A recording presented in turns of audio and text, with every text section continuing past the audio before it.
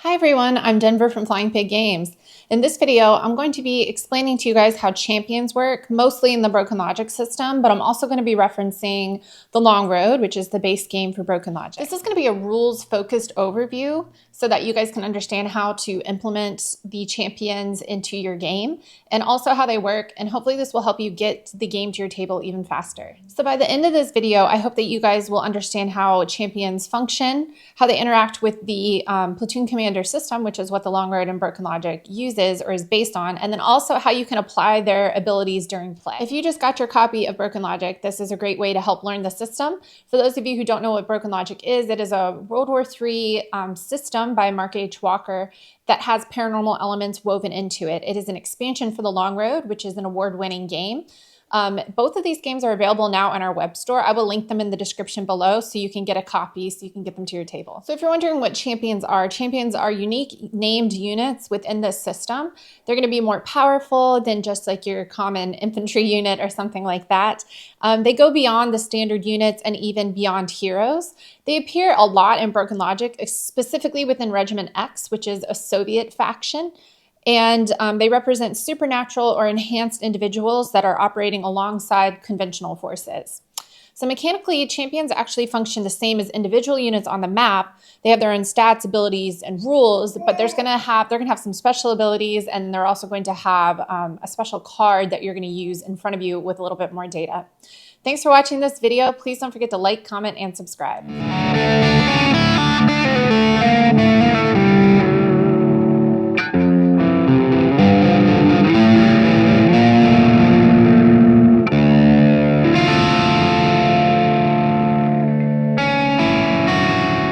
So champions have a few special values that you're going to need to know, but the first one is going to be the health values. You're going to see these as two numbers, which is going to be a number with a slash beside it.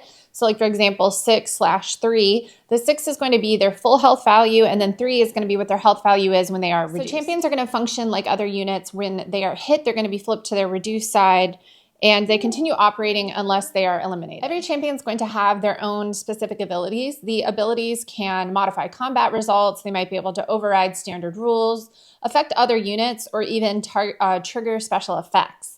So most of the complexity of champions are going to come from these abilities, and when you are able to use these abilities strategically, you're going to be able to completely change the outcome of a scenario that you're playing, and it's also going to be really fun and thematic for you. Champions are going to follow the same core rules that you see in the Long Road and Broken Logic. They're going to activate using maybe action cards. They can move, fire, and participate in assaults. They follow all the other normal rules, and they are affected by morale disruption and hits. They're not a separate system. They're just a system within this system that operate a little bit differently to give the game a lot more flavor and to give you as a player a lot more strategy and options, and it really enhances the gameplay. So sometimes their abilities do override or modify the standard rules in the Long Road. So when it comes to combat and damage, champions are going to be targeted just as any other unit. They're going to take hits normally, and they can become disrupted or eliminated, and this is all unless their ability says differently. Some champions do have rules that are going to enable them to like heal damage or ignore certain effects. So make sure you always resolve the combat normally first, and then also make sure to read their special ability text as well. So let's go ahead and talk about these special units and get into how cool they are. Let's talk about Regiment X first. All right, so now let's go through the individual champions from Regiment X. We have Zoranov here. These are the cards that you're going to be using when you're tracking them. We have Yaroslava, Rasputina, the Phantom Sniper, which is not actually Regiment X, Koshchei, Experiment 19, Chernobog, and then we also have a Terra Umbra. So these are the different champion cards that you're going to get in the game. Now let's go through them individually and talk about them. So backing up just a little bit here, the Phantom Sniper is actually going to be with the British units. Phantom Sniper claims to be the reincarnation of the famed sniper John Seawalk, an Inuit from Rigolet, Labrador, who fought for the British in World War I. Phantom Sniper is a champion who has the concealed, sniper, and ghostbuster attributes. Ghost, or is it, returning from World War I. His attributes are concealed, sniper, and ghostbuster. So here's an up-close view of the Phantom Sniper chit that we have here. These are the different abilities and the attributes. And then here is the card that you're going to be using to track the health. And then we have an explanation of the abilities here. So this is what you're going to be referring to. These might contradict what's in the rule book, like I said before, but you're going to follow what it says here. So for example, concealed cannot be targeted in cover unless marked with a move or fire. So now I want to move forward with the Regimen X champions. We're going to start with Experiment 19. Experiment 19, here you go. This is what I talked about before. The Soviets have done more than entice evil, depending on your definition of evil, from the other world into ours. They have sought out, recruited, and enhanced those with special abilities in our world as well. Experiment 19 is one such recruit, a telekinetic with an amazing brain, one that can guide the shells of a ZSU-23-4 to intercept incoming artillery and strikes, or direct the barrages from Soviet guns with uncanny accuracy. So here is the counter for Experiment 19. So Experiment 19 actually has a psychic ability that's going to affect artillery. So like I've said numerous times before, the system is so cool because it's not only using traditional war game, hex and counter war game elements, but it's also interweaving them and folding them in with these really interesting paranormal and supernatural creatures and abilities. So with Experiment 19, enemy artillery, airstrikes, and mortars within 4 hexes are negated. If he can see a target hex, Soviet artillery automatically hits. So that's really cool. So how this is going to work. So first you're going to check to see if the attack is within 4 hexes when you're using Experiment 19. If it is, the attack is canceled. If using Soviet artillery and they have line of sight, you skip the accuracy roll. Everything else about the attack still follows the normal rules unless specifically changed. All right, next we have Zoranov, one of the first to step through the portal, a magician and practitioner of the dark arts, the court of Saint Olga, the regent of Kiev. He was burned at the stake in 957. Now Zoranov burns with hatred for the religion that condemned him to death. He wants nothing more than to help the Soviets conquer all of Europe, including Italy and Rome, and kill the Pope that heads that religion. His health is 7/4. His ability is Lightning Strike. Here is Lightning Strike. Attack any unit within 5 hexes and with line of sight. 12 AP, 6 AGF. That is armor piercing and high explosive firepower. Counts as an action. Mark the unit fired.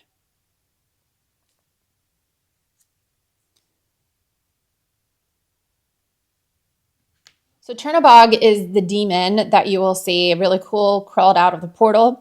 Chernobog has a more complex ability, so in order to use it, you're going to discard 2 action cards, so that's the cost that you're going to have to pay. You get to eliminate a friendly Soviet unit that's within 3 hexes. That might seem counterintuitive, but listen up.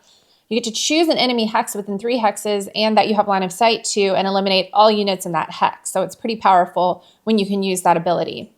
So this is a multi-step ability. You're going to have to pay the cost, and you're going to have to confirm range and line of sight, and then you're going to apply the effect. So nothing happens unless all these requirements are met. But this is a demon. It can do some really creepy, cool stuff. And next up, we have the adorable Chernobog.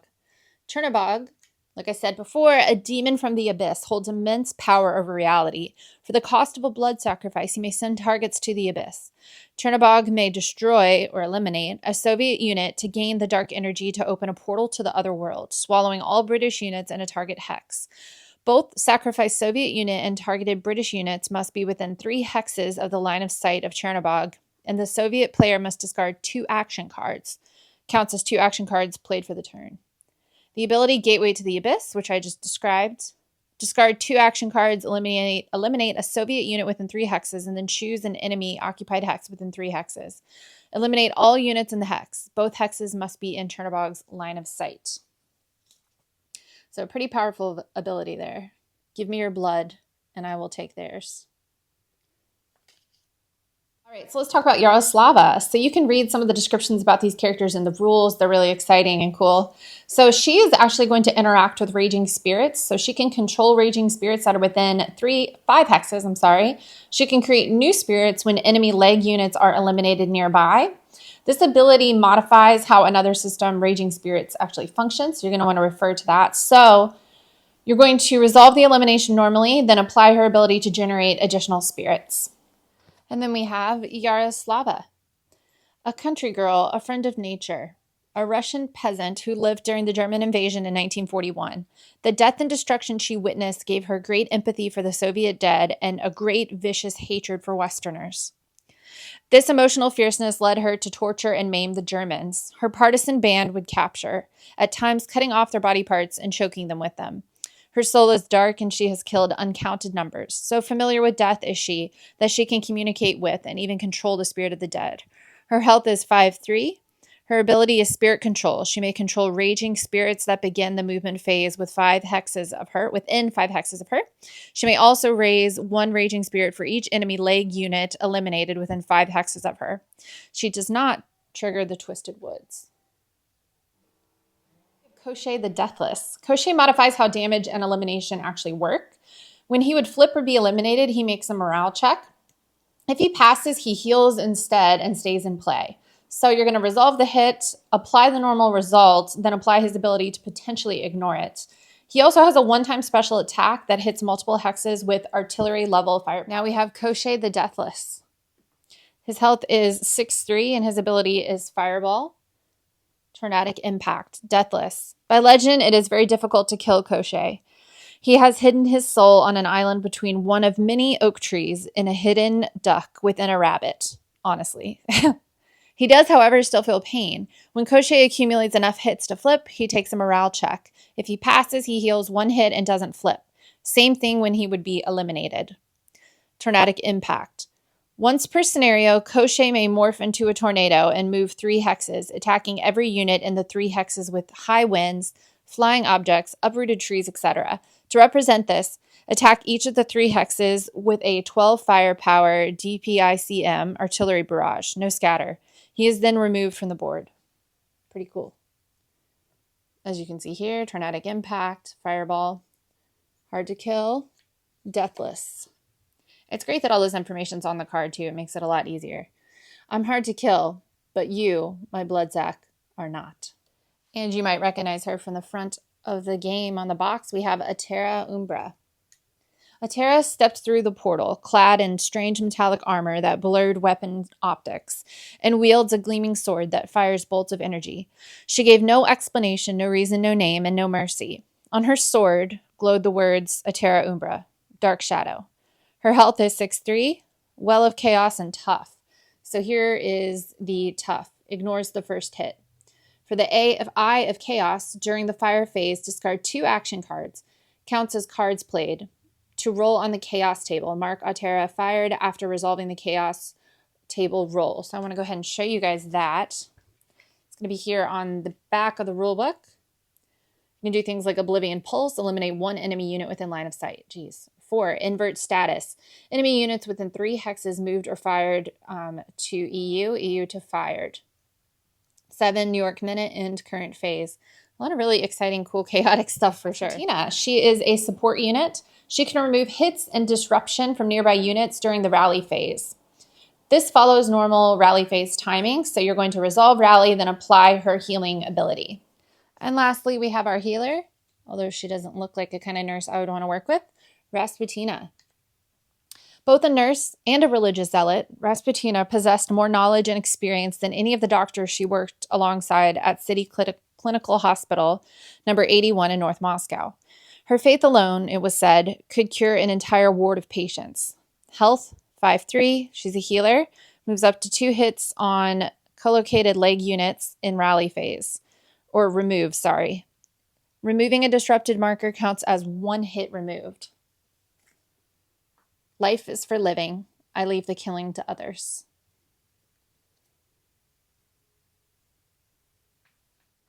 So in the rulebook, in addition to all these descriptions that I just went through with the different champions and their full body art here, we also have all of the different abilities listed here. So when you need to refer back to that, the icons on the unit counter itself are going to correspond with something in the book, and you can go and look it up there.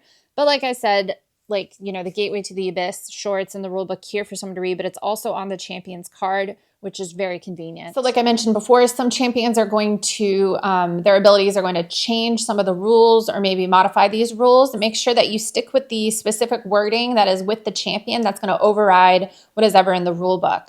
So you're always going to follow this order when you're using champions. You're going to resolve the standard action, apply combat or movement results, and then apply the champion abilities, unless the ability specifically changes the timing. If multiple effects apply, follow the sequence in the rules, resolve conflicts based on specific wording. So that's how the champions are going to work in Broken Logic, and I gave you guys a little background information about the champions themselves. They operate within the Long Road system, which is based on the Platoon Commander system, but their abilities introduce powerful exceptions that can change how the game plays. So even though this game is a platoon level game, these champions are just one unit at a time, but they have a huge effect on gameplay. Once you understand the order of operations and how abilities interact with the core rules, they become much easier to use and resolve. Thank you so much for watching. Please don't forget to like, comment, and subscribe.